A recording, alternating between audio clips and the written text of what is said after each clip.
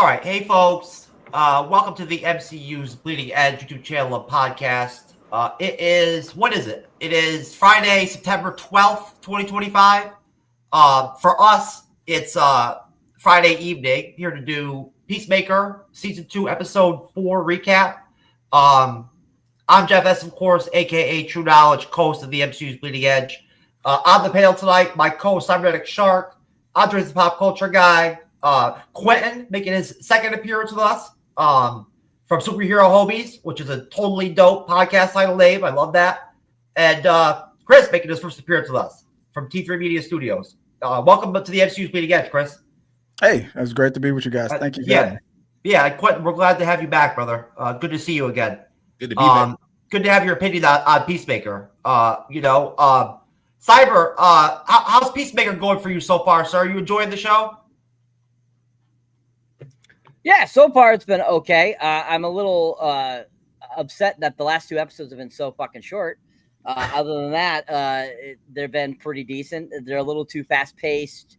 I wish they would dwell a little more on certain things. But other than that, so far I've had fun with this season so far. I think it's a very, bright future for this, series, this season.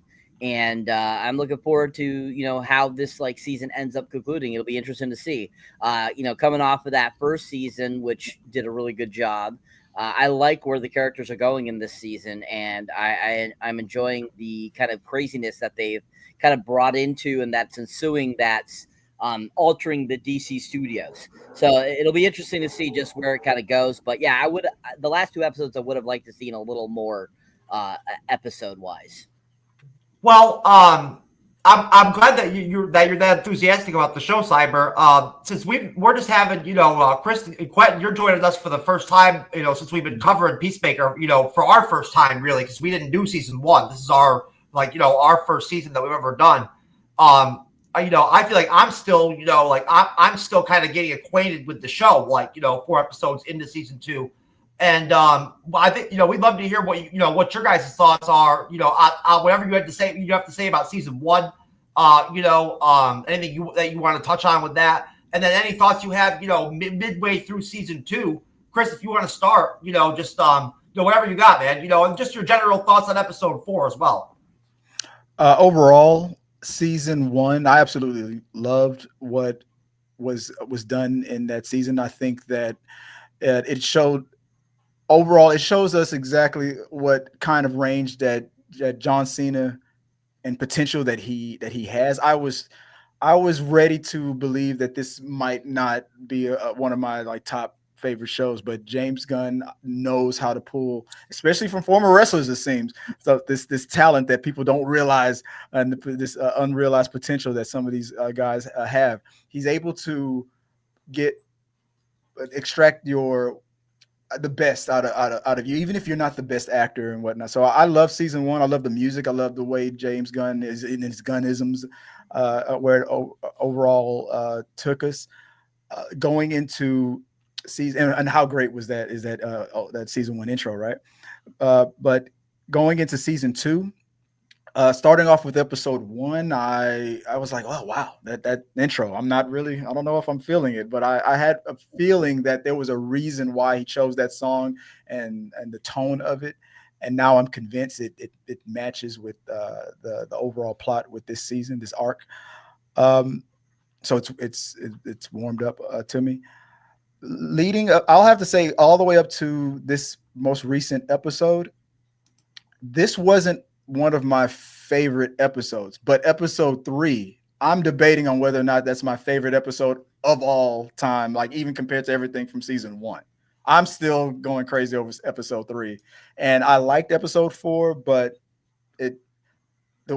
even that short ending, that I was wait, no, come on, there's got to be more. The way they James Gunn did it on purpose, no, come on, But overall, it wasn't my favorite episode, but I'm still riding high from episode 3, because I mean that was a meta duck, right? Not an eagle. Yeah, episode 3 was definitely a bagger episode, dude, without question. Quentin, same question. Yeah, I was such a big fan of Peacemaker season 1. one thing about James Gunn that I always appreciate, even back with Marvel and also with his DC stuff, is he loves the obscure characters, and so do I. But it's always fun to see who he decides to pull out, who he decides to use. And John Cena as Peacemaker is perfect. And what James does so well is he actually rarely breaks character integrity. So like the way that you read a character in the comic books, he technically tends to really stick to them for the most part. But when he does depart, he departs very far in a radical kind of way that makes it just kind of hilarious. But he adds layers to characters that don't really exist in the core material, and that tends to work even better for the character sometimes. And that's the case with Peacemaker.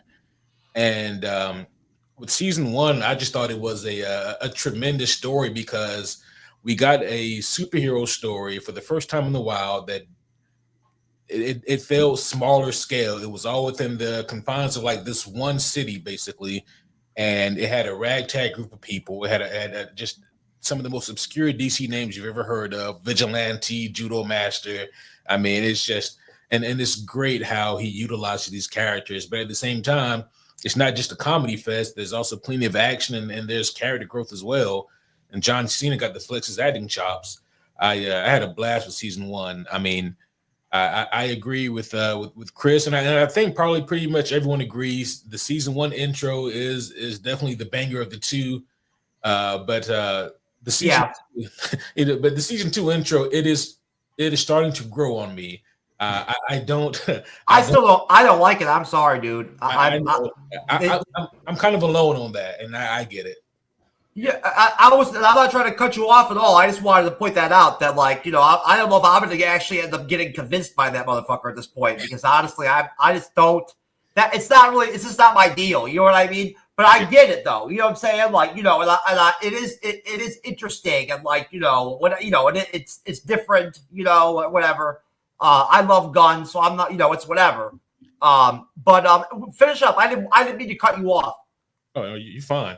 So with season 2, I like how it starts off very, very much focused on where the characters are at. Because the thing that James Gunn loves to do is to get you invested in the characters and seeing where they're going and how they're feeling. And so James does a great job with that. We see where everyone is, like literally and like, emotionally, how everyone's doing and how they're trying to pick up the pieces from the aftermath of season 1. And then immediately we get this really cool other plot here that's going on, the main plot with this alternate universe. And every time we get a question answered, it's like there's 2 more questions that we get as a result. And episode 3, I think everyone agrees so far, is probably the highlight of this season, at least for me. And I think that they did a tremendous job of showing us a lot of this other universe, but showing us nothing at all, and then having us have more questions. And not to jump ahead here, but the way that this episode ends, episode 4, I am very excited to see what these last 3 episodes have in store. I mean, so episode 2 for me was a low point. It was just a build up for 3, but I mean, the way that these episodes have been paced out, I don't really have any serious complaints. I love the crass humor. I love the action. And I just love the tone of this show. It's my kind of show, even though I realize that it's not perfect. But I really dig what they got going on so far. And it's an HBO superhero show, a live action HBO superhero, adult orientated superhero show, right? Which we've never really gotten. Marvel really has never, even though they did do some stuff with Daredevil, Born Again, and they had some stuff in that one fucking character, that one deaf character show was, Echo. The Echo show was, TVMA or whatever, or some shit. But Marvel has never done anything like this. You know what I'm saying? Ever. This is a totally gun DC kind of construct. Cyber, I'll go back to you again, because I didn't really get you, give you a chance to have all that to question or talk about when I went to you earlier. But Andres, where are you at with season 2 of Peacemaker, sir? Yeah, so far good. I've been enjoying the show. I mean, I love season 1. I agree with everyone. Episode 3 was my favorite so far for this season. I mean, yeah, just like Alien Earth, it's gonna be tough to follow up. The single best episode ever for that previous week, and so I thought this one just made me towards the I don't just like Quinn, before when you said I don't want to jump towards the end. For me, when it cut to black, I was and part of my French, God damn it, I wanted more. That's how much the show got me hooked on the storyline, and yeah, so I've been really enjoying the show so far, season 2. I've been enjoying the pace. I really like it. I'm kind of surprised that this season's these last 2 episodes been kind of short, but at the same time, James Gunn knows how to pace his films and TV. So I think he's doing that what's the word? Deliberately. He knows how to ramp up strategically or whatever. Yeah, strategically. Compared to other shows we're reviewing, this may allow, because Quentin said before, this episode is just repping us for the next stage of the episodes. That's going to be more impactful. So that doesn't mean that this is a bad episode. It's a really good episode. Just it's just laying out more plot and where our characters is now after last week. So that's really important.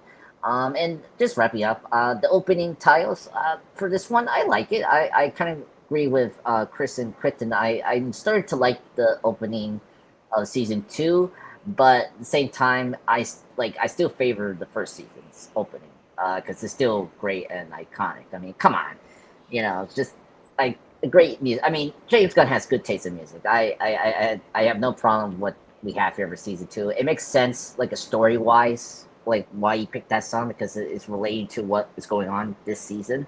So that's not a bad thing. I really appreciate he goes above, just picking a song and it's catchy. It's just it fits to the storyline and the narrative that he's trying to tell about Chris and his emotional state right now. We're seeing here.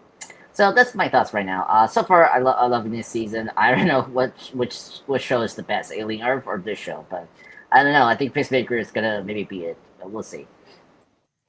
Yeah, episode 4 was definitely just a plot pusher. It just furthered the story, and added some more growth for the characters a little bit. You know what I mean? And that was it. That's all it did. In a very unexciting way. You know what I'm saying? Without anything really big really happening. There's a tiny bit of action when you get the third round of Kung Fu Master and Peacemaker fight. You know what I'm saying? But that shit only lasts for a minute and it's over. And in a not very impactful way when it ends too.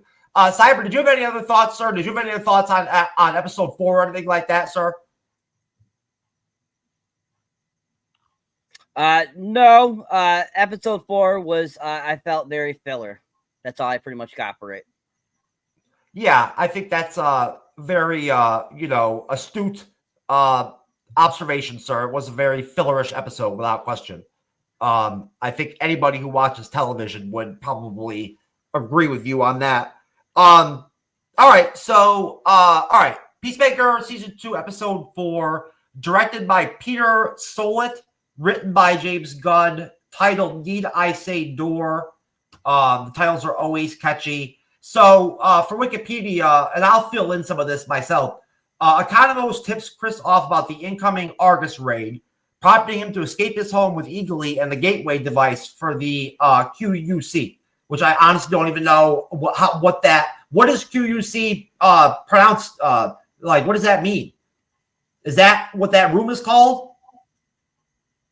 Yes, that's the dimensional door that they have. So okay, whatever, the QUC. It says later Economos knocks out St. Wild, the crazy ass fucking character that they brought in episode 3. I'm sorry to interrupt. I know what it means. It's shortened to quantum unfolding chamber. That's what it means. That's okay. Cool. Thank you, Andres. Sorry. So St. Wild is prevented from shooting Eagly because John fucking runs into him and knocks him over. while Chris, like I mentioned just a minute ago, defeats Judo Master after encountering him in the woods on his way to connect with Adebayo, you know, and like get the fuck out of there and get out of Dodge, right? So like, you know, basically, the episode starts off with the actual like a beginning of an explanation for where Peacemaker's dad initially actually found the door, right? The QUC or whatever, right? And we actually see him out hunting with the boys when the brother was still alive, and he shoots this, like, ruthlessly fucking shoots this alien, right? Which I thought was very interesting, you know. There's some really funny shit with John, you know, Economos, and Judo Master talking shit to each other in the van. They're great. I love those two together. Are fucking great. But that Red Saint Wild is a fucking trip. Michael Rooker is so great. I love him so much. He was so good in The Walking Dead. You know, like his death was seriously impactful as fuck when he was on The Walking Dead. You know, Red Saint Wild eats, you know, eagle poop at one point. That was obviously fucking funny as shit.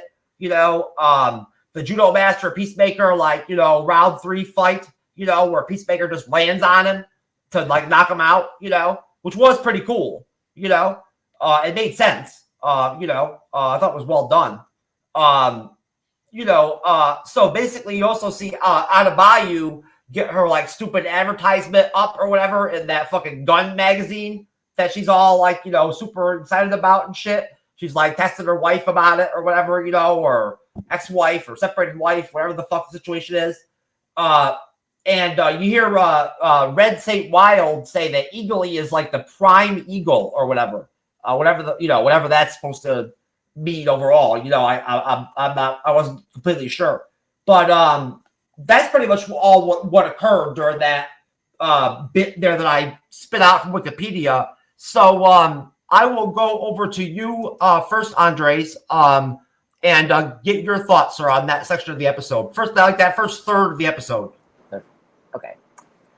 Yeah. So first up, the kind of flashback was very neat and like a very deserved payoff of like what the hell that they got the quad, aka the quantum unfolding chamber that we've been seeing pretty much throughout these first 2 seasons, where he gets the equipment and, you know, and like, you know, right now currently with the storyline of season 2, you know, seeing his like other, you know, the Earth 2 of Peacemaker and his like living brother and like his, you know, nice dad, you know, all that. So like it's all industry, but like it was always like someone brought it up before last week. It's like, where did they get this like highly like technology? It like Walter's daughter brought this up too. Like I was like, I thought your dad built this whole thing. Like he's like a super genius or something. And then nope, this opening is like typical. It's like, oh, like they're hunting, and then like I was like, what the hell? Like I thought they were seeing Lolo Rana or like Babadook or like Boogeyman. Like it was in the forest. I was like, what the hell is that thing? It was an alien. And then of course, typical, you know, like if you haven't seen the first season, the dad is so bad, like so evil. Like he killed this innocent, you know, alien. Like you don't know it was like either friendly or not. You know, it just bam, kill it. And then you see this this thing, this kind of like portable thing that like we're going to see later on in this episode. That's the thing he turns on the quantum chamber, and they see the door and they see like the whole chamber.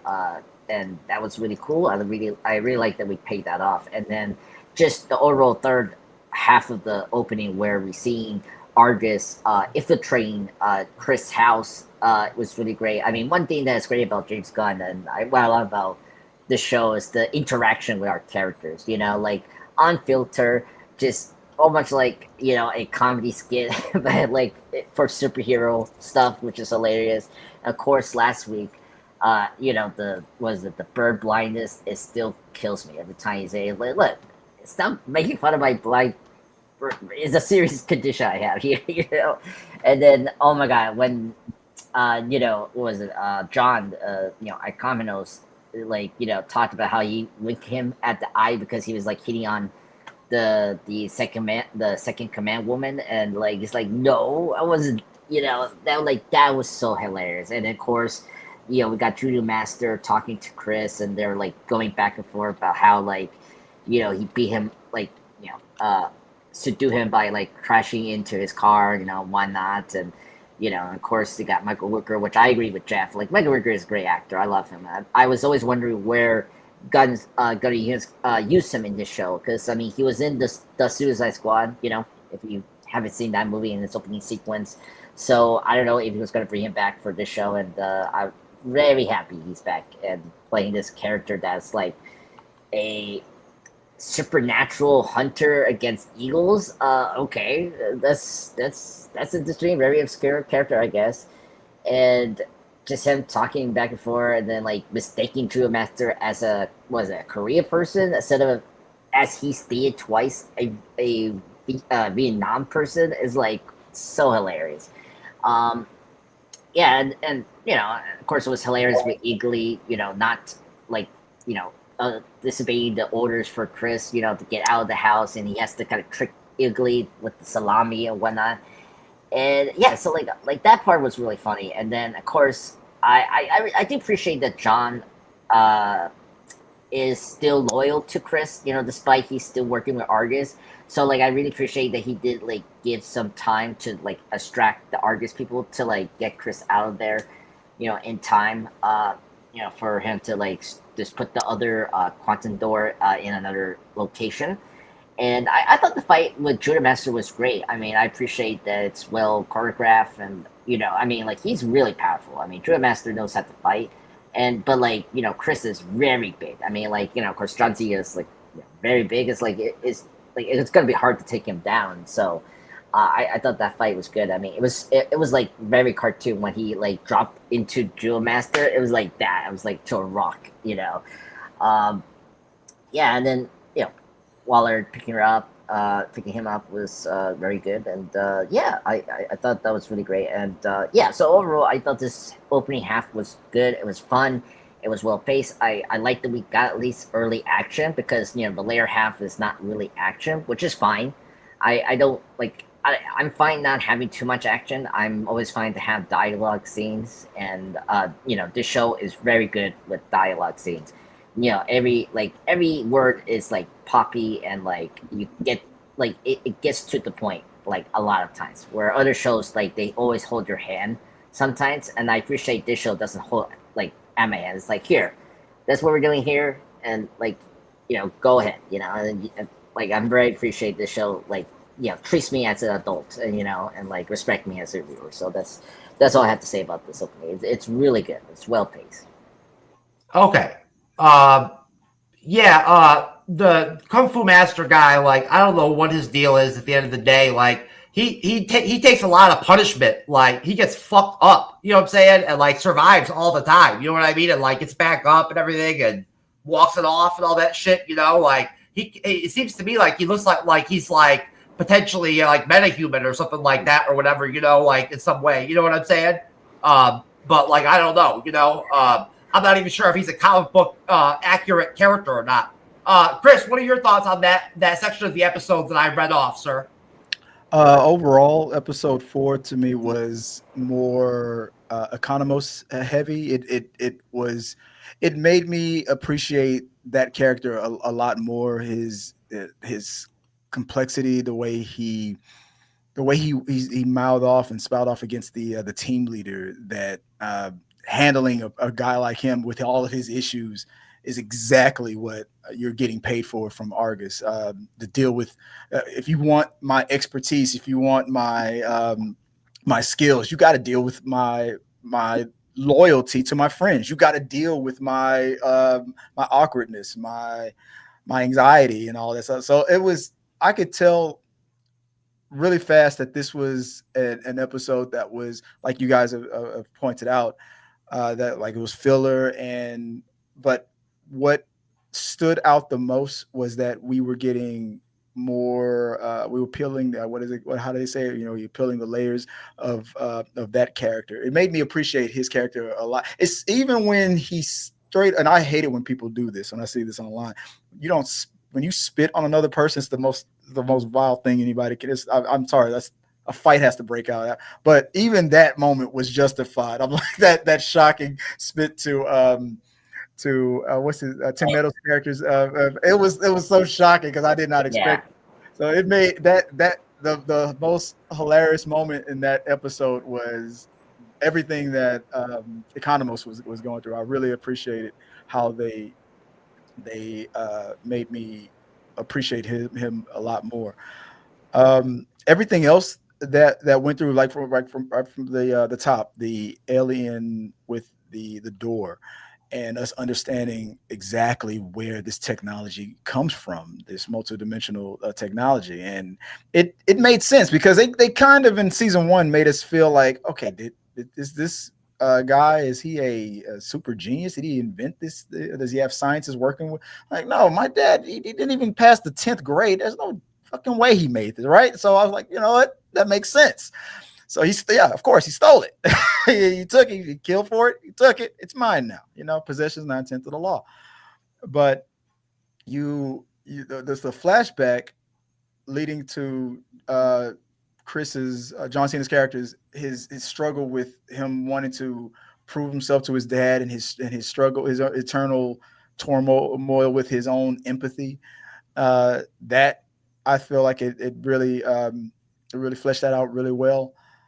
The judo master fight, when we got to that was that I feel like that the reason why some people would say like, well, okay, what's the point of having him coming around if he's just going to get his ass kicked a lot? I think Peacemaker mentioned it in the middle of that fight. It's like you're a constant annoyance, and I think that's it. Like mostly that's his purpose. He's not really there to really stop or become a big threat to Peacemaker. He's this ultimate hilarious minor annoyance that could really do some damage, but he never really ever overtakes Peacemaker. Peacemaker will always seems to win in the end, but Judo Master, he gets his punches in, and he is a threat. That back and forth with Economos and Peacemaker. I mean, I'm sorry, Economos and Judo Master was tense because I felt like Judo Master was really taking it personally. Like I remember everything you did in season 1, and I'm gonna fuck you up now. Like I felt like that was what was really gonna happen. I thought he was gonna do something to Economos. But other than that, the other thing that stood out to me in this episode was what's her name? Hardcore, where Economos was loyal, and now it looks like the woman. Don't go farther into the episode, like towards the end or anything like that. Like save it if you're going to go into that direction. Save it till we get to if that makes sense, till we get to that part of the episode. You know what I'm saying? But did you? And overall, I'm curious with all the theories of what this great other dimension that Peacemaker seems to love really is. I'm very curious if it's what a lot of the theories are. I'm convinced that it is not the great best dimension ever. Because it can't be, right? There has to be something wrong with it. So I'm convinced now that the theories are true of what that world is. And let's just say I was kind of worried about Leota. I don't know what's gonna happen, but and then the episode ended, and so I'm like, ooh. So I have a feeling that that's exactly what we're gonna see. But go ahead, yeah. I won't get too ahead of you guys. No, yeah. Stay with us, man, because we like to break the whole episode down from start to finish at the end of the day. You know what I'm saying? So you know, I want to hear what you have to say about Harcourt and all that. Just give me a minute, and we'll get around to that in a second. We'll get there. Cyberneticshark, sir, go ahead. On that section of the episode that I just rattled off for the other guys. All right, so basically, I would say the beginning of the first third of the episode was interesting. The whole Michael Rooker thing, him and being this great bird scout or whatever you want to call him is hilarious. Him eating the bird shit was hilarious too. And I don't get why it was crunchy like a wafer, but okay, I don't know why they felt the need to have that crunchy sound, but okay. It's 4 days old. Yeah, and it's 4 days old. And The Economist, as some have mentioned, yes, it's very Economist eccentric episode, I feel, most definitely. Like, he is kind of like the main focus. And it was kind of interesting that they really kind of focused on his character a lot, because I felt throughout the first season, if you pay attention to it, it's all the characters kind of have more even playing field in each episode versus how it is in this. I feel there's definitely episodes that are more eccentric on one character, so they're definitely giving you more character kind of leads basically in the episodes. But yeah, definitely Economist was a big focus in this episode. And him being kind of like trying to give Peacemaker time to be able to open up and recreate a new portal for that portal world that he goes into. So that was really funny. And basically conversations between Peacemaker and his friend there that puts the ad in the the rifle magazine is super funny, kind of like, and how she keeps going, I don't think this is a good idea. No, what happened? And you kind of start cracking up finding that out. And basically him kind of admitting that he killed his own doppelganger is really fun. But I think that leading up to Cheetah Man, as I like to call him, him and the Cheetos, I don't get why they keep having to eat Cheetos. I don't know if that's like just a running joke or whatever, but that's pretty funny as hell. But the first time we see him, as they open the door and they introduce him, he's eating Cheetos again, and I'm just kind of cracking up going, okay, he's got the Cheetos again. How funny. And him being reintroduced and brought back in, I thought was pretty funny to have him pop up again. And I'm like, this guy is like so short. It's such a small little guy. Like, he always cracks me up when he's fighting, because it just seems like I'm watching a kid fight versus like a grown adult. And it's funny how that leads into eventually the Peacemaker and his fight, which is like round 3, like kind of what's been mentioned before about them fighting and everything.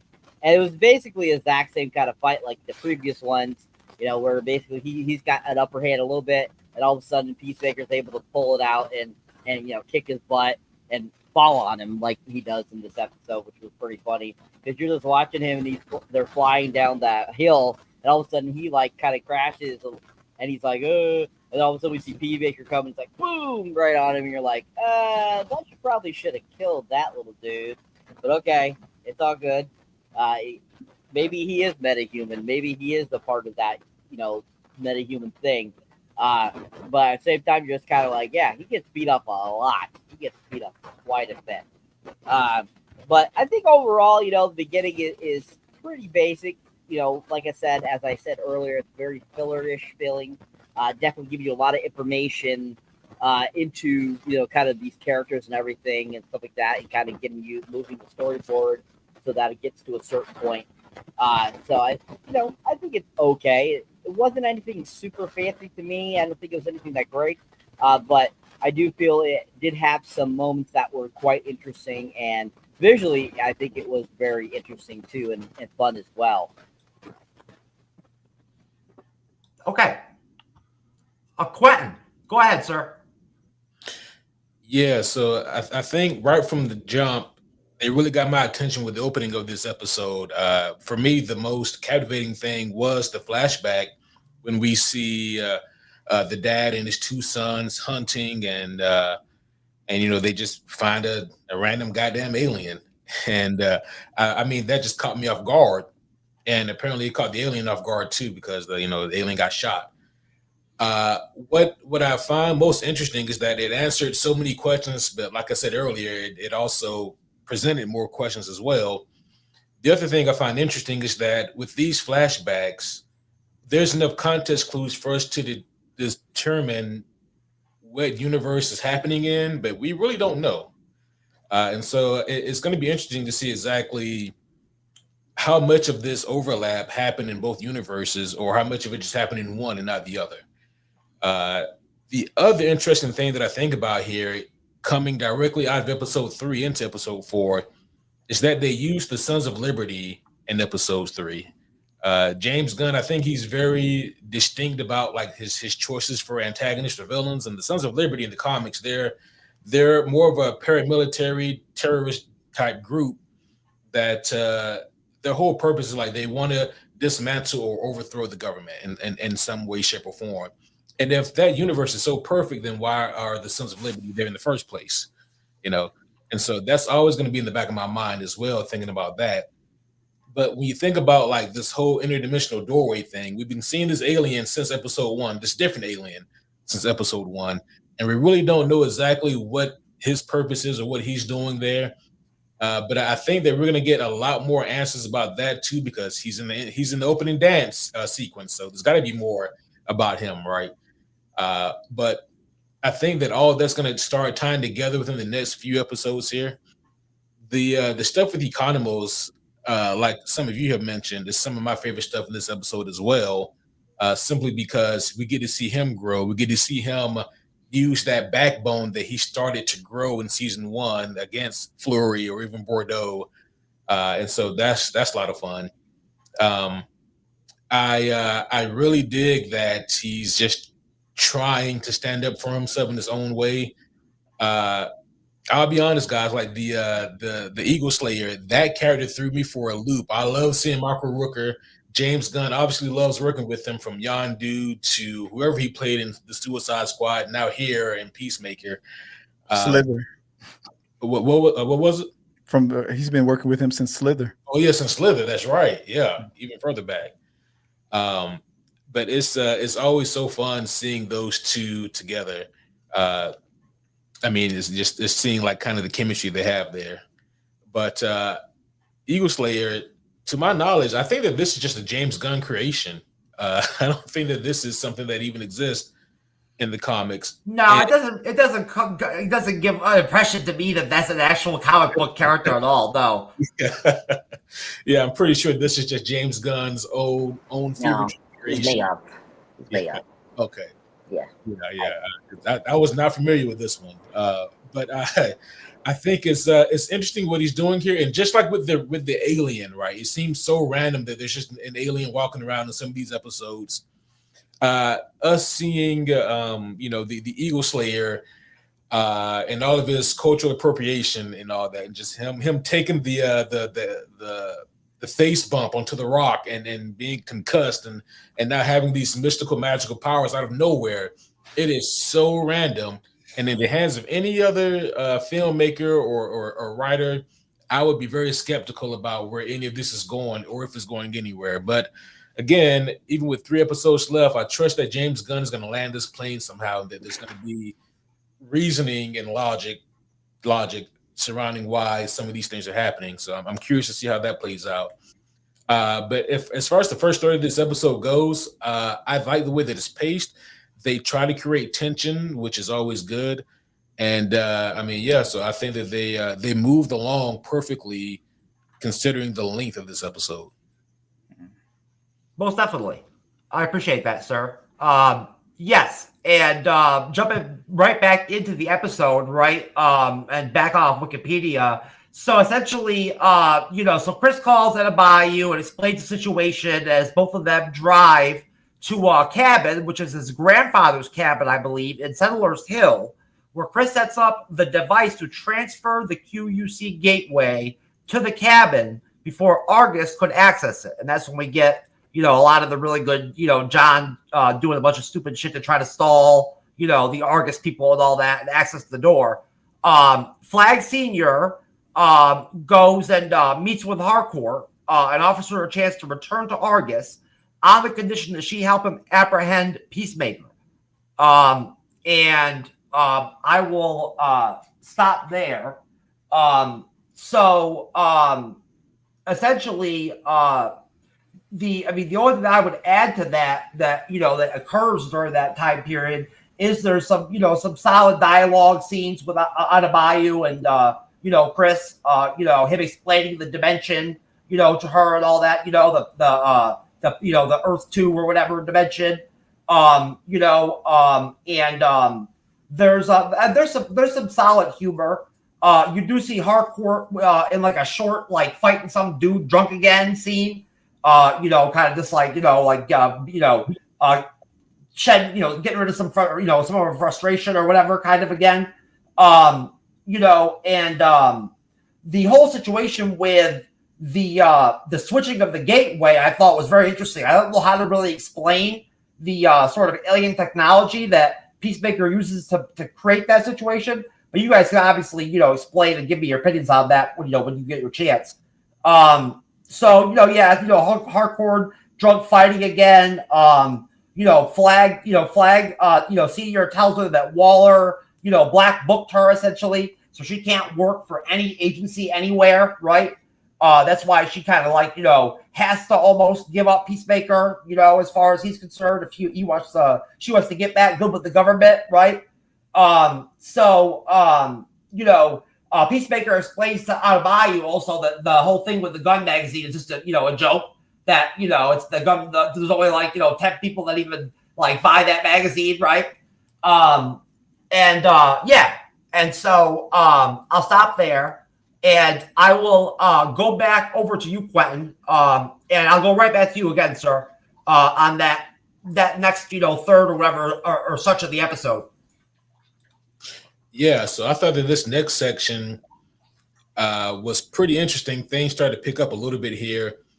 This is the aftermath of the whole big judo master fight, and then with Peacemaker that you guys already talked about earlier. But I think the thing that I liked the most about this segment was we get to see these moments with Harcourt, and she's the only one who hasn't had any kind of bounce back since the season finale of season 1.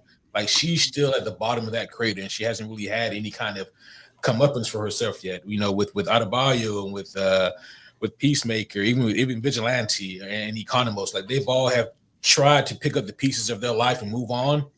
Harcourt's having a hard time though, and so with this Rick Flag Senior moment, I thought that this was really incredible.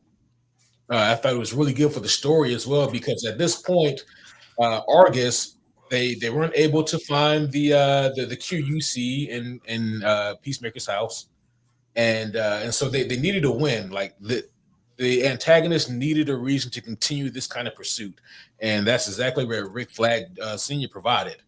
And by the way, like I think that Frank Grillo was excellent in this role. I love him as Rick Flag Senior. I like Joe Kinnaman a lot as Rick Flag Jr.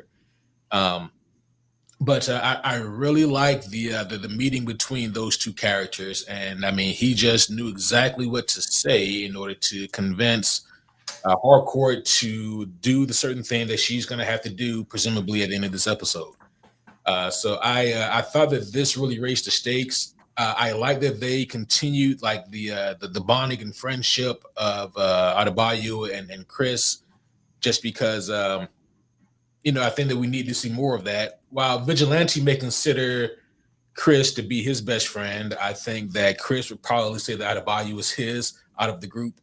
Yeah, their dynamic on the show is great. Yeah, it really is. It really is.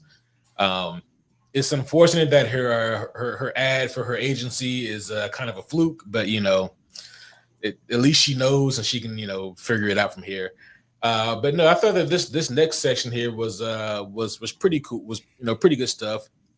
Besides Harcourt, it's not super character driven. That it is mostly just trying to get us to the next part of the plot, which is fine. Because with Harcourt, we needed to see her continue to figuratively get beat down as well, I guess, as well as literally, in order for her to come to this position where maybe she will do something that is pretty messed up in order to better her own position. So I kind of like where they leave her at here. Okay. Thank you, sir. Chris, I'll go to you, sir. that same section of the episode that next sort of third that I just kind of broke down, sir. If you have any opinions on that, I'd love to hear them. That I have to agree. That was one of the most interesting moments of the episode. What I took from this portion was Rick Flag Sr. That he really made it clear to Argus, to everybody else on the team, that he doesn't trust economists. He doesn't trust anyone who seems he's playing chess with everybody as he's laser focused on getting vengeance for what happened to his son. So he's filtering out who is loyal to Chris. And if you are still considering Chris a friend, I don't care. Despite the fact, I get it. You guys saved the world in the first season. Great, blah, blah, blah. And you did it again in the movie. Fine. But he still killed my son. And if you're still loyal to him, you're on my list. And I think that's what he really made that clear. Like he said, take that phone. I don't trust him. That was a little moment that really stood out to me the most. The choice that he gave to Hardcore, the revelation, like, you've been blacklisted. It was Amanda Waller, and she did it on her way out. Possible. We know that that's something that Waller would do. But could it also be possible that the new director is also the one who blacklisted you? It's possible. It could be a game that he played just because he knows that she could be the real key to helping him take down Peacemaker. So I have a theory that he's the one who blacklisted her, just to get her broken down to where she's at now, to activate her to betray Chris. Going back to the door thing, I think that's how that door works. I've seen it in season 1, and then seeing a part of it being used with Lex in the Superman movie. I assumed that the room or the area that it's in, I thought that it was built, and I thought maybe it was like a giant machine that was right there. But seeing that alien technology, that little purse-shaped carry-on device, it seems like that's the door is wherever you set it up to be from. So you have to, I guess, activate it, and you set the coordinates and to activate a door for wherever the point that you want it to be. And if you set it to a new location, it deletes from location A and it now moves to location B, and it stays there until you set it somewhere else. And that's the actual the device. And I said, okay, that explained that. Moving on to the character, I forgot his name. The character's name. We were just talking about him that James Gunn uses a lot for Slither and Michael Rooker. Yes, like his character. The funny thing about that guy is the fact that, like, he is obviously I guess considered the epitome of like a cultural appropriation, and he's doing it so blatantly. The funny thing is he believes it too. Like as if like he could go to Japan, take a samurai sword. I'm now a samurai. Hey, like it's like it's the way he commits to it, and it might be blasphemy in a way, because he believes it. It's almost like he doesn't think that he's dishonoring it. He feels like he's bringing more honor to it. Like because he believes it. And I just thought that was hilarious. The fact that he was able to go through a mystical journey and find. We're not going all the way to the end of the episode, Chris. Oh no, that wasn't a part of that scene. No, I'm saving that for the end, sir. Okay. Yeah, but his mentality of believing in the things that he should not be doing, saying is what I loved about that character overall. So for that scene, the things that stood out to me the most was Rick Flag, his conviction on. It seems like he's laser focused on taking revenge for his son, and it looks like that's going to be the thing that's going to be his demise. Where was it? Where are we going to land with hardcore? I don't know. I don't know. The way it was set up, it could go either way with me. Will she be an enemy? Will she stay a friend? I'm very interested to see how that's going to land. We're not going that far, bro. I'm telling you, we're waiting, man. That's what we do. You gotta wait. I know it's difficult, but if you want to go into that part of the episode, just stop right there, and I'll move on to Andres. Yeah. Andres, go ahead, sir. Yeah. So the second half here was very crucial. I mean, I think Chris is right about the hardcore stuff. That is very interesting because last week, of course, we talked about the twist where she was dating Rick Flag Jr. and that completely changed the dramatic, the whole relationship between her and Chris now, like a totally now different perspective. Like, because the beginning, it was like, why she's kind of like avoiding Chris and like, not committing to this like, relationship that Chris thinks that they have. They are like similar people, right? In paper.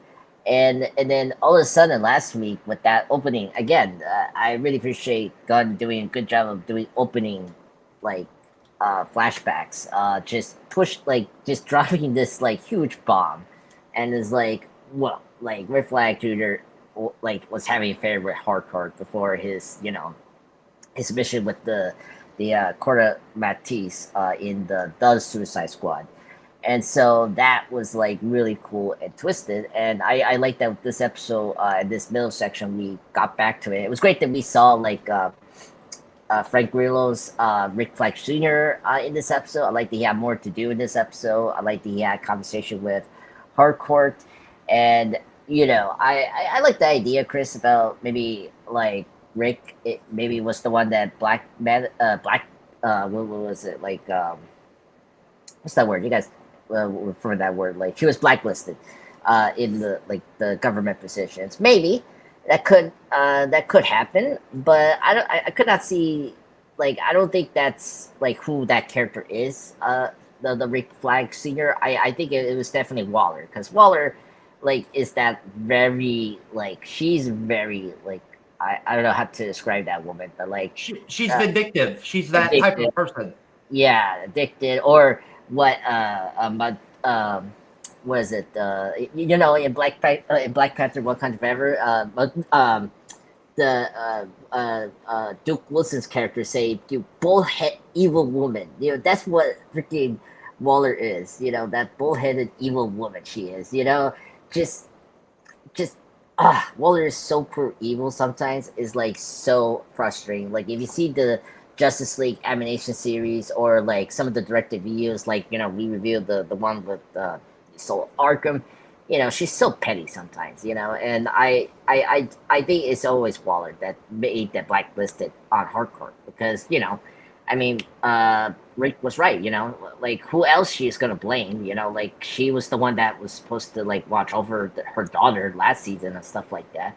I really liked that scene. It was really cool. It put Hardcore in another difficult decision now, just like John Eckham knows, where he's still working on Argus, but like here it's like now Hardcore's gonna get back to her job and not be blacklisted, but then she's gonna destroy this like new friendship she had with everyone. It's not only Chris. Like, what's gonna happen if Chase and the Waller kid finds out that she like ratted out Chris to the Argus team?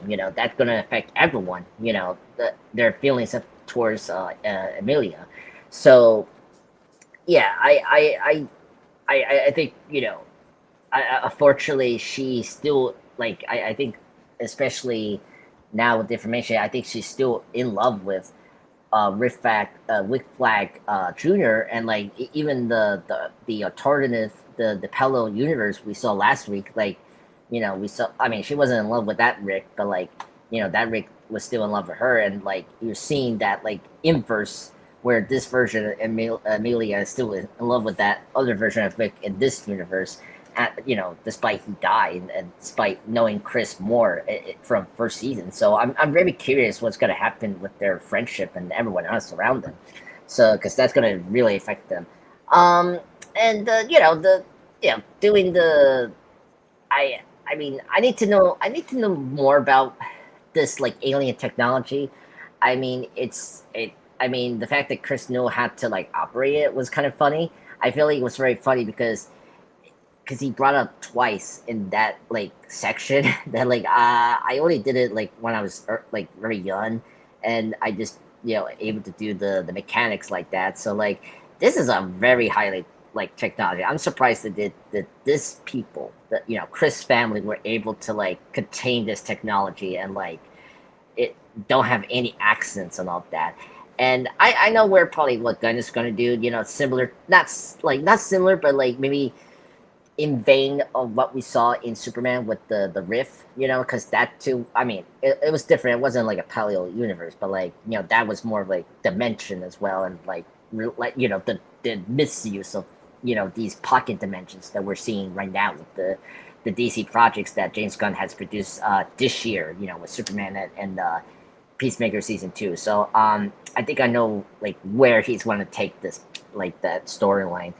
And yeah, it was funny, the Waller kid, like, didn't do her, double check that, this magazine or whatever, like, sponsor was legit. That was very funny when Chris say, like, 12 people read this, or like 12 something, and like, she was, like, doing the numbers, like, 12,000, and, like, Chris is like, no, just 12, that's what I'm trying to say here, 12, that was hilarious, and I did feel kind of sad for her, but then she could, I like her positivity sometimes. That Waller, the Waller kid, she's just she always has these like optimistic outlooks sometimes, and I always enjoy that. It was great to see Chase. Chase is always funny. Like so happy to come in and get the door for Chris, for this pocket dimension. I'm like, okay, and I did like that one line with Waller's daughter. Oh my god, spider webs. Oh my god, spiders everywhere in this cabin. It's like, oh man, Chase will like this, because last episode it was this funny gag, or this running gag we're getting with Chase, that he knows everything, but in fact he doesn't know everything. Like he doesn't know what owl is. He doesn't know that the spiders have 8 eyes and like. No, he said that he knew about spiders. Well, are you forgetting that we also did this with the owls at the beginning of the of the series, sir? Anyway, never mind. I'm not gonna get into it. He claims that he knows. Claims. Like, yeah. Thank you, Chris. Like he claims he knows this, but anyway, it's very funny with that running gag.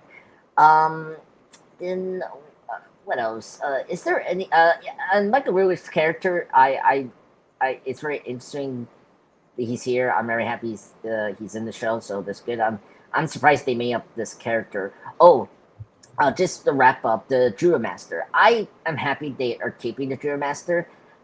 Yes, like as a punching bag, for the show. Yeah, like he is, tough, but like, yeah, he is gonna be useless against Peacemaker. But what I like about it, for me as a comic book person, if you guys don't know this, Judo Master and Peacemaker are in the same comic book company that DC bought. I just briefly, Peacemaker and Judo Master and the other characters like the Blue Beetle, the second Blue Beetle, not the third one, Reyes, and the Question were in this other company called Charlton Comics.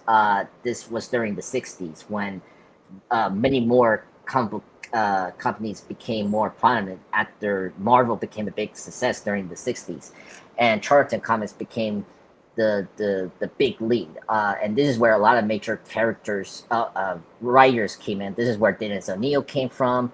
This is where Steve Ditko came in, and like he actually rebooted Blue Beetle, the second Blue Beetle, Ted Kord. That's how Ted Kord came, because Steve Ditko created him and the Question as well. And so I appreciate that Gunn, as Quentin, you brought it before, like I love that Gunn cares about the obscure, B-list, C-list characters. I appreciate that he's keeping the history of Peacemaker and like his previous like comic book roots from the Charlton comics before they were bought out by DC during I think the 80s. So I just want to bring that up. That's why we had Drew Master. Yes, we have Drew Master here as a punching bag, but at the same time, it's actually more like a love letter that he too is another character just like Peacemaker from this comic book line that's no longer with us, but is with now DC. You know, so that's all I had to say. Okay. Thank you, Andres. All right, Cyber, wrap us up on this section, sir. I mean, all I really have to say about this section is it was just more filler for me. I guess the best part for me was the reopening of the door to the Netherworld, to where they could get to the other dimensions. Other than that, I felt that it was just pretty basic stuff. I mean, the Economist stuff was kind of funny, and I think overall it wasn't horrible, but I don't think it was the greatest like the previous episodes were. But I think overall it was pretty decent.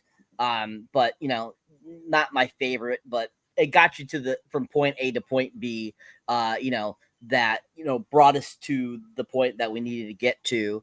And you know, I think the whole Harcourt stuff is kind of interesting because I feel that a lot of people are probably curious as to what's gonna happen with Harcourt. Like, where is she gonna end up? Is she gonna end up with Peacemaker? Is she gonna do this or that?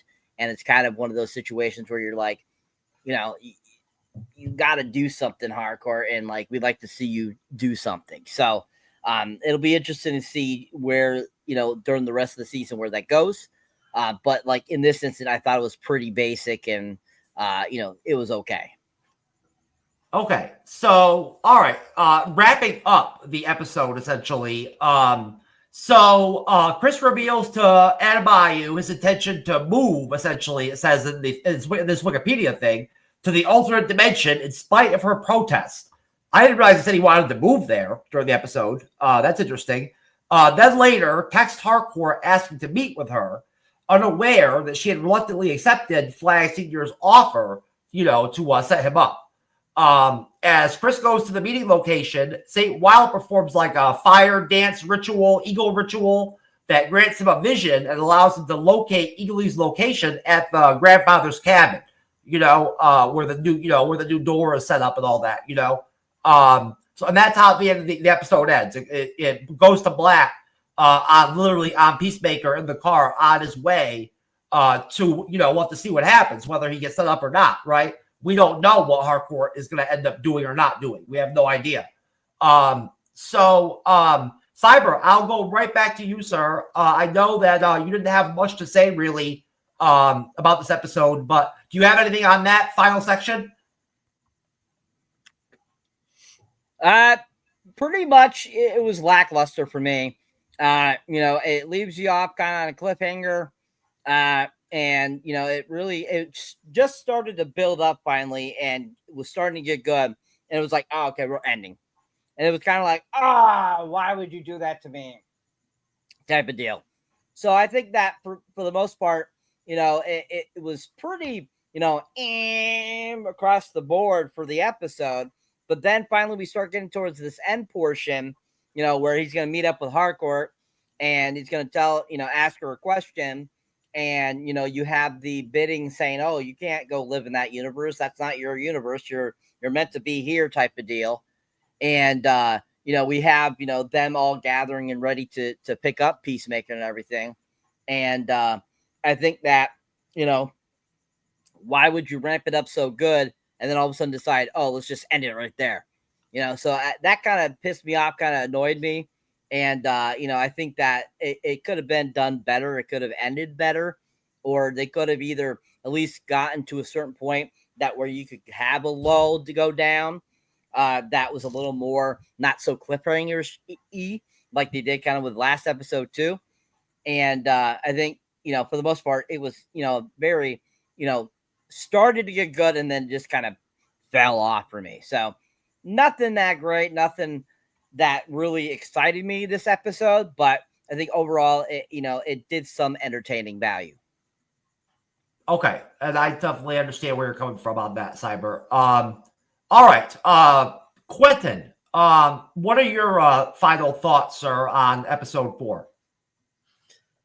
Yeah, I actually kind of like how this episode concluded. I mean, viewing this episode as a single entity, I definitely understand why people will have frustrations with it. But this is still a part of a greater whole, and this is kind of a necessary chapter to get to where we're going. So I really dug the pacing of this episode, and I like that they were able to successfully bridge us from episode 3 going into episode 5 now. I really like that, we're really going to get something that seems to be like a momentum shift in this season, next episode. And I thought that for this to be such a transitory episode, they did a really good job of kind of handling that. I'm very curious to see how also they play out this whole thing with this parallel universe. I can't wait for the other shoe to drop on that. But if you just look at the last third of this episode, though, Harcourt, she is in a tough spot. She says something interesting, and I don't exactly remember what she says, but she's talking to Rick Flag Sr. as she's about to drive off to meet with Peacemaker.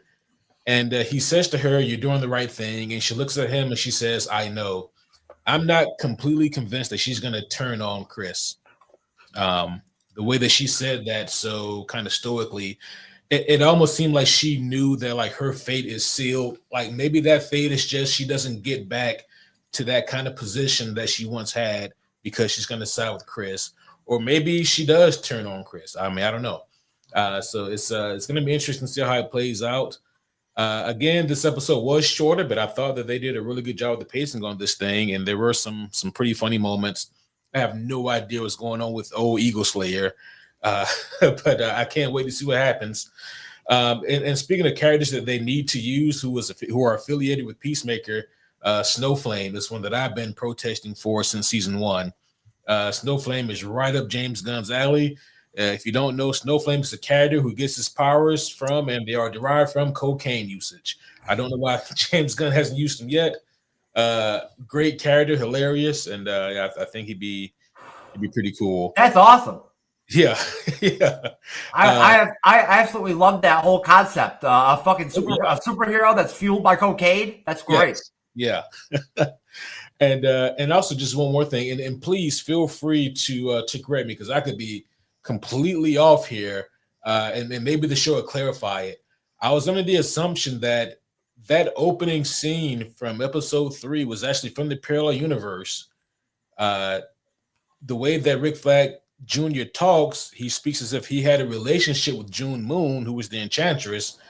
We know that in the Suicide Squad movie, there was no relationship between those two, and she died. In this episode, he mentioned that she was going to be going to Corto Maltese with the rest of the group. That didn't happen in Earth 1 because, again, she was already dead. I think that there's definitely something going on here with these flashbacks where they're trying to maybe keep it ambiguous as to what is happening in which universe. And I think that that's going to come to roost too. Yeah, I mean, that's already occurring, right now, I think, if you're in the audience, you know what I'm saying? You're already starting to have that struggle here and there, at times during episodes, which Earth location are you actually at times, with certain characters. They're definitely building that up without question. I think that's a really important comment, Quentin. Andres, the Pop Culture guy, sir, your final thoughts. Yeah, I agree with Quentin. I like this ending. I disagree with Cyber. I think this ending was the right ending for you to be excited for next episode because it was like, God damn it. Oh no, that's what a weekly television I don't know, you guys I miss the days when you're watching one episode and then something happens with your characters and then they cut to black. It's like, no, I need to know what happened. It's like, oh my god, it's like Toy Story 2 when Woody wanted to know what was the next episode of his show. It's like that. It's like, oh my god, I want to know what happened. It was when I saw that yesterday, I was like, damn, I really want to see that because the stakes are now high.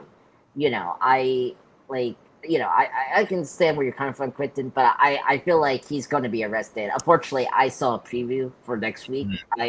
So I kind of see that he will be captured by Argus. He's going to, like, because we saw this in the trailers, the teaser trailer, whatever, that he's going to have a conversation with the father, you know, Rick Flag Sr. So, like, that has to happen either next episode.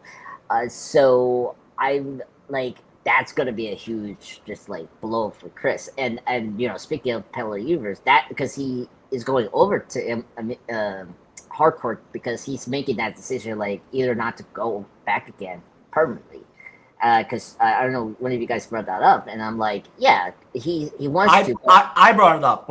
Okay, Jeff, you brought it up. Right. Okay, because like when you brought it up, it's like no, he wants to go, but he wants to know like where him and his version of hardcore is at. If she say, you know, like yes, I just didn't remember him saying I want to move there. You know what I'm saying? No, I don't know where Wikipedia got that from. You know what I'm saying? That's all I was saying. No. He didn't say anything like that. It's just more like a face, like it was just more like his conversation with the Waller kid. She was like questioning him, like I know. You know, like no. I'm just saying, like she's just questioning him, like why you want to go back there? Like that's not the real world. That's not your world, you know. And it's like, no, like Chris, you know, like I'm in my world and I'm shitty. I'm not getting the recognition. I was like, come on, like Waller kid, you know why he wants to go there for reasons that makes sense, you know. Like he's not getting the recognition at all and like the respect he wants, you know. So I totally get that, but he's not gonna do that if hardcore like will make like I think the decision for him to like, okay, if I don't care if I'm not getting what I want, but like if I get hardcore and like we have this thing where like he thinks they're having, then he doesn't go. But unfortunately, he probably would go after this like betrayal basically that he's going to get, you know, next week. So yeah, overall, I love this finale. I'm like very curious. It's not a finale, sir. Episode 4. Oh yeah. Well, whatever. You know, whatever ending, whatever you want to call it. But you know, weird that Michael Rooker has some supernatural ability and like he sees the Eagly in this like astral protection, I guess. Okay, let's see where it goes. He's definitely cuckoo. Hopefully someone, you know, bopped him in the head and like he gets real, you know, because I don't want Eagly to get hurt. I love Eagly. But yeah, I'm stoked for next week. I was like, damn it, why a little more hour for me to enjoy this? But yeah, so that's all I have to say with the final part of this episode. Well, it was a really short episode at the end of the day, Andres, and not a lot really happened. So, you know, I mean, you know, honestly, I didn't think it was a very highly entertaining episode myself. You know, I'm down with having the cliffhanger endings of the episodes. Like that's fine. You know, that's always cool to see. But you know, it was just a really short, compact episode. Chris, sir, what are your final thoughts on episode 4? I'm surprised that at the very end, instead of it going to a blank screen, that it didn't do something like old school, like Dukes of Hazzard style, where the screen freezes and, you know, will Peacemaker make it to the other dimension and find happiness? So, you know, stay tuned for next week on Netflix. You know, I was that's would have kind of made me laugh a little bit, but that instead of that Sopranos finale black screen ending, that just made me go. Even though I didn't, like I said, I didn't like this episode as much as the others, I have to say that because the whole time I was watching it, I felt like, okay, something huge is about to happen at the very, very end. It's going to blow my mind. But then when it just stopped, I was like, James, like was mentioned earlier in this conversation, James Gunn knew exactly where to cut it because, you know, always leave them wanting more. And that's what I think this episode was successful with me on. Even though I say it wasn't, in comparison to episode 3, it wasn't this one wasn't one of my favorites. It still did its job to be so intriguing to make me go, damn it! Oh God, I cannot wait till next week. You cut it at the very perfect time. The one thing that stood out to me the most at the end was that conversation with Chris and sorry, what's her name again? Yeah. And that conversation where he's talking up how great it is over there at the other dimension, and she's thinking, okay, is this even real? Are you imagining this? And he's trying to convince her, no, I'm very serious. It is real. Like to a point where even for a brief second, I had to ask myself, what if she's right? What if there is nothing on the other? Obviously, that's not what's going to happen. What's really happening, because it is a real dimension. But it was just the whole concept of it, because she hasn't experienced it to understand, to know that it's not really that it is actually real, that it's not in his imagination. But from her standpoint, it could be all in his imagination. And at the same time, there's a chance that it even made me question, like, what if that alien technology just makes you go crazy and you just think that you find this perfect world? Because it was a perfect metaphor. You just see, you're unhappy where you are now in life, so you're seeking out this perfect. It was that metaphor where, like, the grass isn't greener on the other side. The grass is greener where you water it, and that's what it made me feel. That's what her questioning him, and him for a split second questioning himself. And me even questioning it, like, damn, was it real? It made me think of that metaphor. So, and I'm wondering what's going to happen when or if she figures out that, no, it actually is real. What I'm thinking is going to happen to her, I feel like it is. But what this episode left me asking at the very end was, are we going to have a situation where something that happened in the old TV show that was on Fox, Fringe, where some people may get swapped, stuck, or even volunteer to go to the other side, or from the other side to this dimension, the main dimension, whatever, things like that? Will there be a switch where somebody's kind of like playing the like undercover, like you don't know we switch, but I'm curious, is something like that going to happen? So that's what it was. A lot of great questions that this episode left me with overall. Even though it wasn't one of my favorites, it still made me ask a billion questions, and that's what I appreciated about it. Well, we're going to rate the episode right now at the end of the day. So, I mean, whatever, your general overall, the thoughts and feelings were on episode 4, we can put it out right now. You can start us off, Chris. What's your 1 through 10 rating on episode 4, brother? I'm probably going to be right there in the middle. I'm probably going to say it's a 5 out of 10. And the 5 things I loved about it, or the 1 through 4 things I loved about it. 1 through 5. I can list them off, but then the things that I evenly just didn't like about it. Again, I guess a filler episode. It didn't really do much, things like that. So I'm gonna say right down the middle. It gave me exactly. It did exactly what it was supposed to do, and that ending, that intriguing cutoff point, I equally hated it because I wanted more. But obviously, that's what it left me wanting more. So I'm gonna say 5 out of 10, and that's not a bad thing. It was. I think a 5 is fair, sir. Cyberneticshark, sir, what's your rating?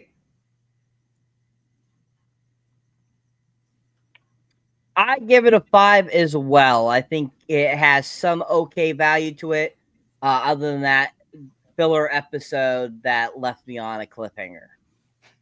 Okay. Quentin, what do you got, sir?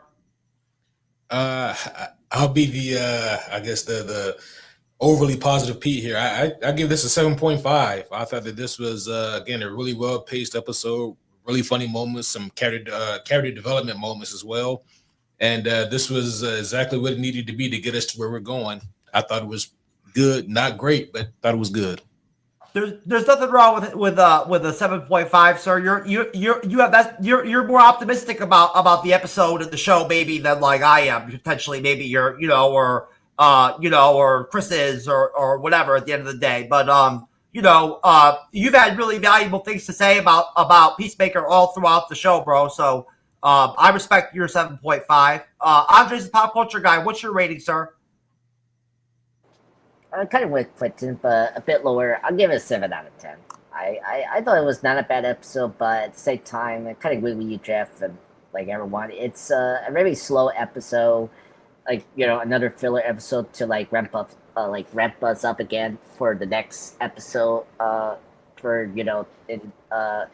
a major way. So, Andres, you just froze, I think, brah. He's a mid thought. Yeah, right? yeah. He went Iceman. All right, whatever you were gonna say, Andres. What's up, Andres? Are you back? Hold on. All right. We'll see. Listen. Hold on. Okay. I'm trying to gonna un-ice myself. We're good, sir. I'm going to go ahead and do my rating. I'm going to go ahead and give the episode a 5.5. It's a really short episode. It's only 36 minutes long. Not a lot really happened in episode 4. There was some good plot projection, and the story was pushed forward, and a lot of the characters were serviced in the episode, although there were a few that didn't really get much screen time, honestly, it was definitely a fillerish kind of episode. Episode 3, I think that all of us gave that a 10. That was a totally a banger episode. All right, guys, I've got one bonus question for you. So, we're going to be covering Marvel Zombies when that comes out next month, right? And I'd honestly be interested in hearing you guys' thoughts on, what you think, how Marvel Zombies will do overall, as far as, how entertaining it'll be, of what kind of quality you think it'll end up being as sort of as a project, right? Overall, whatever thoughts you guys do have on it. And obviously when Andres comes back, we'll get him on this. But Cyber, what are your thoughts on the Marvel Zombies project, sir? Are you optimistic about it? Marvel Zombies, I give anything benefit of the doubt. I don't know how it's going to play out. I mean, those animated shows could be okay. Some episodes could be really great, and other episodes could be really crap. I have a feeling it's probably going to be up and down with this show, just like everything else. Unfortunately, Marvel Zombies is still a part of that last network of crap they were putting out. So, unfortunately, it might be all crap still, not like what they're trying to do and push forward and make better content again. So who knows where it's going to go with this, but I am optimistic that it will be decent. It is horror genre, so it's going to be a lot more, I think better that way, because it's going to be, interesting. And I think that overall it'll be, a okay show. I'm sure, like I said, there'll be highs and lows. But overall, I think that Marvel Zombies is a great idea anyways, simply the fact that it, once again, going into the horror genre, especially it coming out around the time Halloween is coming around, it was a smart idea to put out. And they've been talking about it for years now, wanting to put it out, and they're just finally getting around to putting it out. So it'll be interesting to see where it goes, because I feel that, in What If, the few episodes that did have like zombie-esque things, we had the they had the one episode. They had the one episode that was a zombie episode. Yeah. Yes. I think so. I think that it will. I think that episode was very popular for What If, so I think that this will probably do well amongst the fans. I personally, I'm optimistic about it, so hopefully it will be good. Yes, the concept of it is a no-brainer. It worked really well in that What If episode that they did. That was a super fucking entertaining episode of What If. That first season of What If was actually pretty solid. It's unfortunate that the show kind of went downhill from there in the later seasons. But Quentin, what do you think, sir? Marvel Zombies. Yeah, I'm pretty hyped for this one. I am very cautiously optimistic. I think that for Marvel Zombies, if they can capture the best parts of What If season 1 and X-Men 97 in terms of like just quality storytelling and proper character usage, I think they have a hit on their hands here. I mean, it's a very popular IP. It's a very popular comic book series. Robert Kirkman, he's a big name these days. So, if they can have the rights to advertise, hey, Robert Kirkman's the guy who created this, then I think that'll bolster it even more. But no, I think that it should be a solid season of television. The trailer looked great, and honestly, the trailers really kind of sold me more so than just the fact that I like the comics. The trailer looked like there was going to be a lot of really fun and honestly quite gory action, and that's right up my alley. So I'm looking forward to it. I think that it'll be. I think at worst it'll be a really just silly turn your brain off and watch the ridiculous zombie stuff happen. And at best, I think that they'll tell a really cool horror story with a superhero flair. Okay. Chris, Marvel Zombies, sir. This is going to be the series or the movie that's going to dethrone K-pop Demon Hunter as the number one thing stream. No, I honestly, and it's possible, but I doubt it. But I was just joking about that. I'm excited about it. I think it's, like I said, if it's anything like that episode that I really loved where zombies was introduced in What If, I think it has potential to be a good. I'm just like the what was said earlier. I'm equally cautiously optimistic. I'm hopeful for it. But when it comes out, I'm going to give it a chance, and I'm looking forward to it. I will definitely watch it. So I think it'll be a hit. I don't think it'll flop. Well, I know you'll keep it real at the end of the day, sir. If it's not that good, you'll say that, I So, will. you know what I'm saying? I don't doubt that. Andres, the pop culture guy, you're back, sir. Do you want to say anything about Marvel Zombies?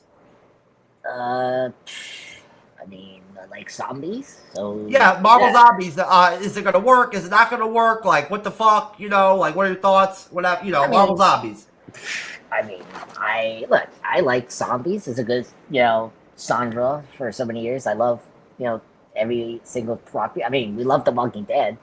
So I totally forgot. I actually forgot that Robert Kirkman did do the Marvel Zombies. That's. I totally forgot he did that story. I'm pretty much, excited. I thought the trailers looked so far good. The fact that they dropped a second trailer today, I think. I noticed one of my notification. And they have a really good cast here. Like they have Elizabeth Olsen, Simu Liu, Florence Pugh, Paul Rudd. I mean, and Haley Steinfeld. Like really great cast. Some of them my favorite from the MCU are here. So I'm very excited. I think Marvel Zombies in the first season of What If was a really good episode. I do agree with Jeff. The first season was really strong, especially because that was like the last time we're going to hear and see Chadwick Boseman's version of see him play the role of the T'Challa. So it was a big deal in the first season. So I thought that was a good season. I agree that 2 or 3 just did not live up. Like it went downhill, as Jeff said before. So I was very excited. I'm happy it's 4 episodes. That's good. I don't know if that's good or bad. That's the one part I'm a little concerned actually is the episode count. But then at the same time, animation is very different from live action, So you can't do animation could do a lot in one short time. I seen that, and it can do it very well. I mean, Batman animated series, their run times are not long; they're a little bit short. So I think 4 episodes are good, and I'm very excited for this show. Hopefully, they stick the landing. I don't know about ratings, but I mean, it's close to Halloween. I mean, we're going to October the next week, so I think it will be good around when we get into the Halloween season. So that's good news for that show. Well, we'll watch it and review it, sir, and say what we have to say about it when it comes out. Yeah, I'm optimistic about it too, just like everybody else said, But the way things have been going with Marvel, like lately, it's kind of just hard right now as a fan to feel like any. Like Marvel has any luck going for them right now, with anything that they're doing. You know what I'm saying? But you never know. I mean, if one thing could be a big hit and be really, end up being really well done and really entertaining, it could be a concept like Marvel Zombies, right? But all right then, guys. All right, so that wraps up our episode recap of Peacemaker Season 2, Episode 4. And let's go ahead and do our plugs, and then we'll get the fuck out of here. Appreciate Chris for making his first appearance on the panel tonight, and Quinn, good to see you again, brother. Andre, Cyber, appreciate you guys, bras. Chris, tell us about T3 Media Studios that we discussed about earlier in the show.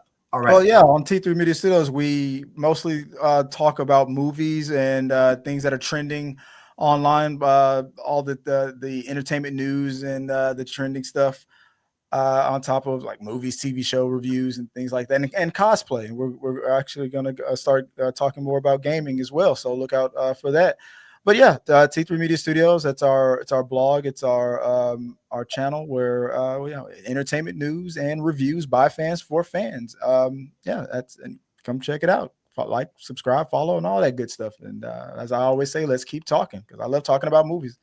By the way, I did the math on our rating, and it averaged out to about a 6 between all of our scores for Peacemaker. Yeah, see, that's not a bad rating. Honestly, I mean, hey, unfortunately, when you cover these TV shows, you're going to have episodes that are going to only be 5s and 4s and 6s and shit like that. Sometimes this happens, even the best shows have episodes like that. All right. So, Quentin, superhero homies, sir, please go ahead and plug away. Yeah, Superhero Homies. You guys can check it out on YouTube or any of the audio platforms where you get your podcasts. We're also on all the social media apps as well. So check us out on Facebook, X, TikTok, Insta.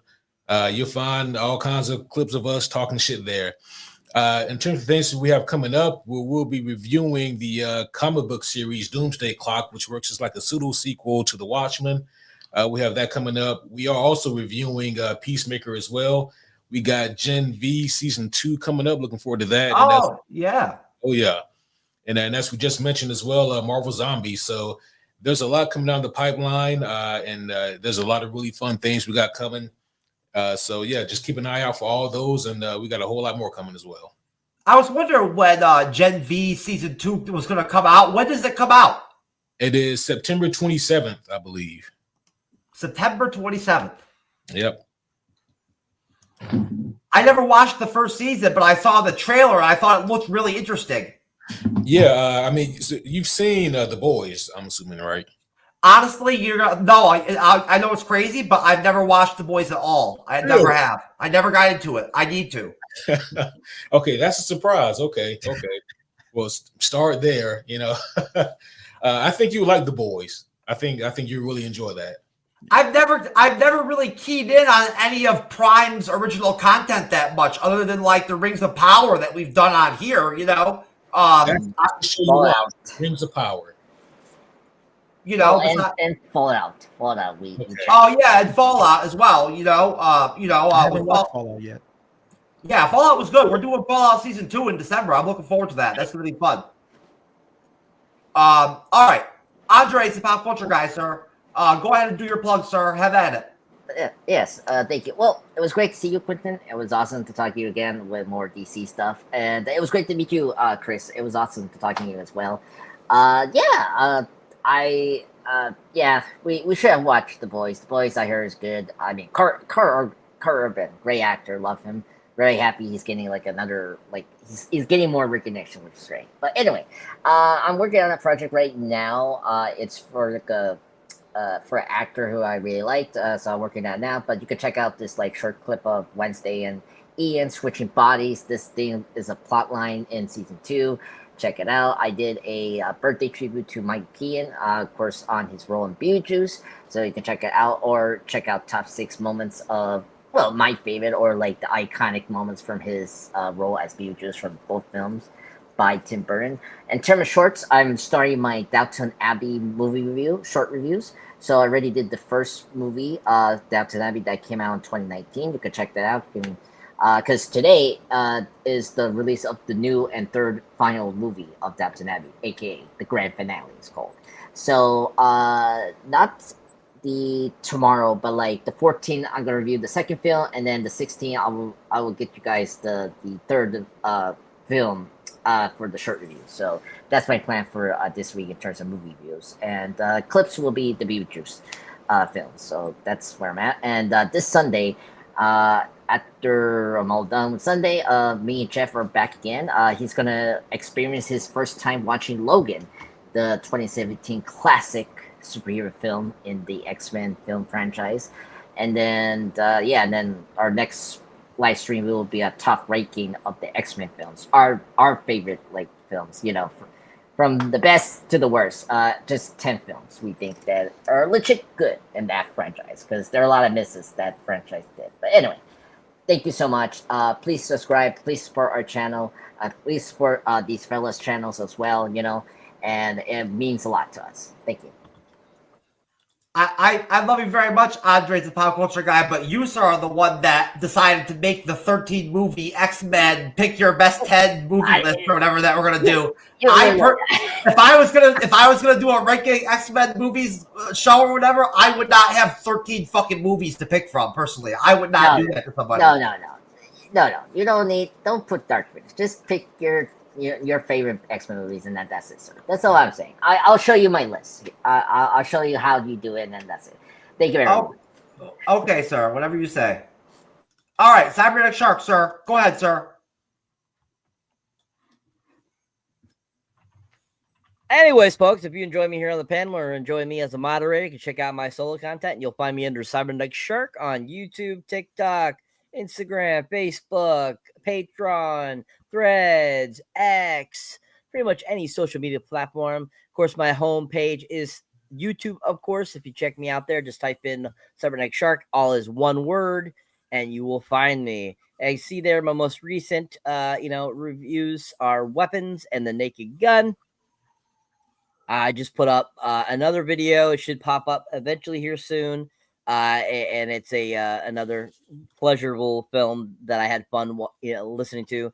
My most recent shorts are a few horror films that I've seen recently: The Conjuring: Last Rites, and then of course This Night I'll Possess Your Corpse, which is a Argentinian Spanish film from 1967, which is part of a trilogy of the character known as Coffin Joe. If you don't know who Coffin Joe is, look it up. It's a very interesting character, very interesting thought process, but definitely a very interesting film. If you haven't seen it, highly recommend check it out at least once. Definitely is, up everyone's alley, I feel. But definitely got a lot more content coming for you guys, more trailers, more movie reviews and stuff like that for you guys. We'll be having up for you guys soon. And just appreciate everyone for watching, everyone liking and subscribing. You guys are rocking it. If you have not checked out the Patreon page, please check out the Patreon page. It is a fun little thing where you get all kinds of extra stuff you don't get on the YouTube channel. Plus also, the wonderful thing about it is once you become a member, you get to pick a movie for me to review for you every month. So definitely check that out. So yeah, thank you all for watching us. We appreciate you guys. Keep on helping all of us build our subscriber count, and keep on watching us. All right. Guys, we are out of here, folks. We appreciate everybody who catches us, whether it's an audio or digital form. If you do catch us in audio form, please consider rating and following the MCU'S Bleeding Edge podcast. We appreciate all of the wonderful creators that came on tonight, and we are fucking out of here. Peacemaker, Season 2, Episode 4.